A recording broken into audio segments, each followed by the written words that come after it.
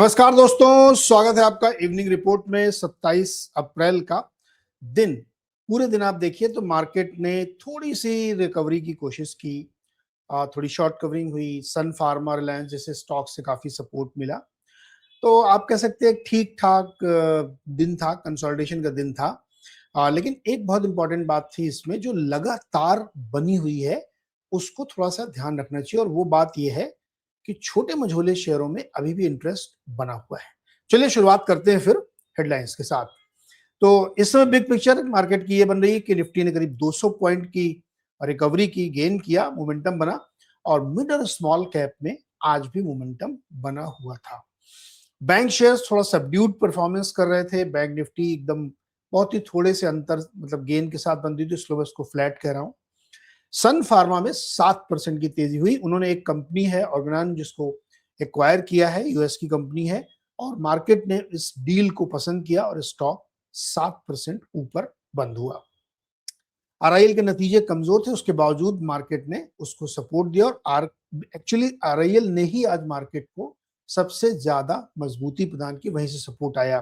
तो pre market आप देखेंगे, प्री पोजिशनिंग में दिख रहा था ये कि शायद रिलायंस की तरफ से सपोर्ट मिले, हालांकि नतीजे इसके अच्छे नहीं थे। नंबर्स के हिसाब से देखेंगे तो लगभग 200 पॉइंट से बताया कि निफ्टी ऊपर गया और 24,000 के ऊपर क्लोज होने में सफल रहा, जो नीचे 23,000 के नीचे आ गया था। और निफ्टी 500 250 पॉइंट ऊपर गया, लगभग 1%। बैंक निफ्टी बहुत थोड़ा सा, मतलब 56,000 में 175 पॉइंट कोई मायने नहीं रखता। लेकिन आप देखिए मिड और स्मॉल कैप में 1.5% की, 1.8% की रैली बनी है। विक्स भी थोड़ा सा नीचे आया है, लेकिन आप निफ्टी 500 देखिए और 150 और 200 देखिए, तो छोटे मझोले और माइक्रो कैप में अभी भी दिलचस्पी इन्वेस्टर्स की बनी हुई है।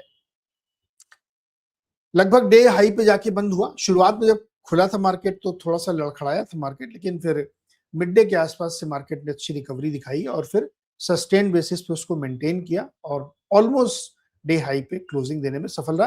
तो पूरा पूरा हाथ इसमें शॉर्ट कवरिंग का था, क्योंकि शुक्रवार को बहुत खराब दिन गया था, तो आज थोड़े से शॉर्ट कवर होते हुए दिखे। निफ्टी बैंक में कंसोलिडेशन का ट्रेंड था। आप ये देखिए कहाँ खुला और कहाँ बंद हुआ, ऑलमोस्ट उसी लेवल के आसपास था। कोई बहुत बड़ा चेंज इसमें नहीं देखने को मिला। तो जैसा मैंने कहा था, कंट्रीब्यूशन कहाँ से आया? आरआईएल और सन फार्मा से बहुत अच्छी सपोर्ट दिया। आरआईएल 67 पॉइंट का कंट्रीब्यूशन है 190 पॉइंट में। आप देखिए तो ऑलमोस्ट, मतलब 25% गेन जो है आरआईएल की वजह से था। फिर थोड़ा सा आईटी शेयरों ने भी सपोर्ट किया आज।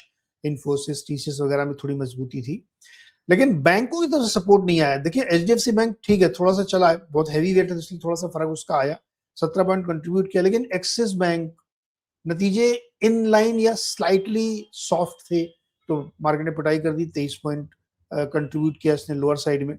आईसीआईसीआई बैंक भी कमजोरी के साथ बंद हुआ। श्रीराम फाइनेंस में नरमी थी। तो बैंकिंग इंडेक्स में आप कह सकते हैं कि सपोर्ट मार्केट को आज नहीं किया। मेनली सन फार्मा और आरआईएल की वजह से मार्केट में एक रौनक थी, और थोड़ा थोड़ा आईटी ने भी सपोर्ट किया।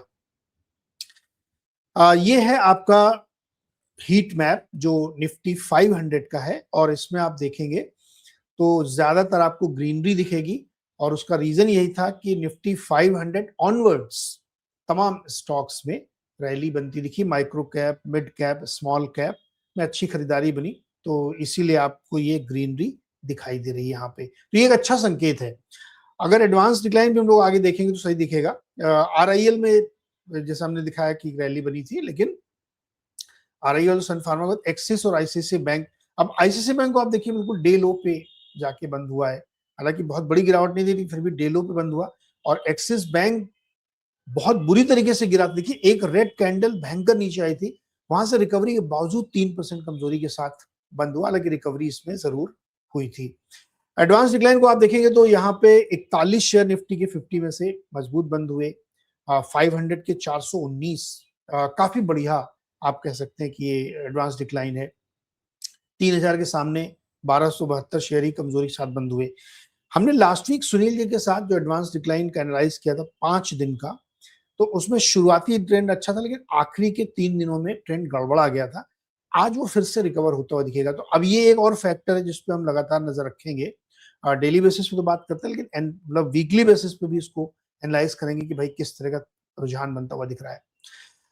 सेक्टोरल गेनर्स में आप देखेंगे तो फार्मा, जैसे हमने बताया था कि टॉप गेनर्स था, कंज्यूमर ड्यूरेबल गेनर था, निफ्टी रियल एस्टेट में गेनर था, ये सब मजबूती के साथ बंद हुए। हेल्थ केयर, मीडिया, आईटी में आप देखिए सरप्राइज फैक्टर था आईटी की, तो कोई सरप्राइज इसलिए मैं कर रहा हूँ क्योंकि बहुत बुरी पिटाई हुई थी भाई थर्सडे फ्राइडे को, तो एक टेक्निकल बाउंस की एक्सपेक्टेशन थी और वो एक्सपेक्टेशन आई आज, बावजूद इसके कोई ऐसा ट्रिगर नहीं था मार्केट में, लेकिन 2.25% इंडेक्स ऊपर गया, जैसा भी हमने दिखाया कि कई सारे स्टॉक्स में मजबूती यहाँ बनी। मेटल भी आज स्ट्रांग था, वहां पे भी अच्छी रैली देखने को मिली।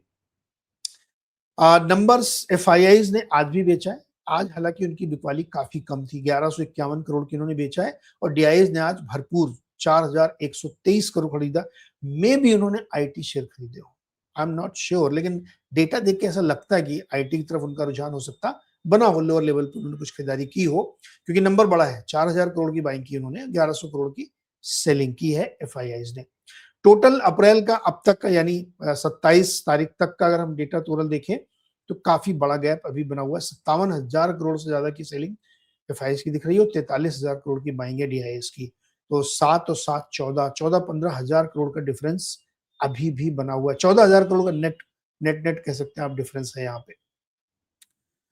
अदर एसेट क्लासेस में कोई बहुत मोमेंटम नहीं, क्रूड 105 पे टिका हुआ है, नीचे भी नहीं आ रहा, ऊपर भी नहीं जा रहा है, और बॉन्ड यील्ड भी आपकी 696 पे बनी हुई है, कोई बहुत चेंज नहीं हुआ है। करेंसी में स्लाइटली थोड़ा सा 19 94 25 से 94 19 से हल्की से आप कह सकते हैं मजबूत हुआ रुपया, और गोल्ड सिल्वर में कोई चेंज नहीं आया, लगभग वहीं पे बना हुआ है। तो आज का दिन आप ये कह सकते हैं कि एक शांत दिन था, और उस शांत दिन की हाईलाइट थी आरआईएल में मजबूती, सन फार्मा में मजबूती और आईटी सेक्टर, ये 3 हाईलाइट थी आज मार्केट की, और एक कंसोलिडेशन या डेड कैट बाउंस या थोड़ी सी जिसको कहते हैं राहत की सांस वाला दिन था। इससे ज्यादा इंटरप्रिटेशन या बिटवीन द लाइन ढूंढने की बिल्कुल जरूरत नहीं है। ट्रेंड लाइन पे अगर आप कह सकते हैं तो वो मिड और स्मॉल और माइक्रो कैप में अभी भी बाइंग कंटिन्यू है, लास्ट वीक से लगातार 10-12 ट्रेडिंग सेशन से, तो वो एक हो सकता है।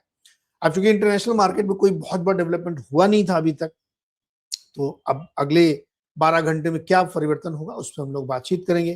तो इवनिंग रिपोर्ट में फिलहाल इतना ही, कल सुबह देखते हैं 6:55 पे कि रात भर में क्या होता है और कल का मार्केट किस तरह होगा, क्योंकि अमेरिका में बहुत सारे नंबर्स डेटा इस हफ्ते आने, पॉलिसी आनी वहां पे फेड की, तो बहुत सारे इश्यूज वहां पे होंगे। और परसों बुधवार को अपने यहाँ बंगाल में सेकेंड फेज का इलेक्शन है, तो शाम को वहां पे भी एग्जिट पोल आएंगे, क्योंकि सब जगह के इलेक्शन हो चुके, केवल एक वही बाकी है, तो उसको मार्केट कैसे थर्सडे को रिएक्ट करे, क्योंकि फ्राइडे को छुट्टी है। तो तमाम सारे घटनाक्रम इस हफ्ते हैं और हम लोग देखेंगे किस तरह सिचुएशन बनती है। तो इवनिंग रिपोर्ट में फिलहाल इतना ही, थैंक यू सो मच। आज कुछ बहुत ज्यादा बताने के लिए है नहीं, जबरदस्ती टाइम किल करने का कोई मतलब नहीं बनता है। 6:50 AM पे कल सुबह हम लोग फिर मिलेंगे, तब तक के लिए बहुत बहुत शुक्रिया, मेरे साथ जुड़े रहिए और चैनल को लाइक शेयर सब्सक्राइब जरूर करें।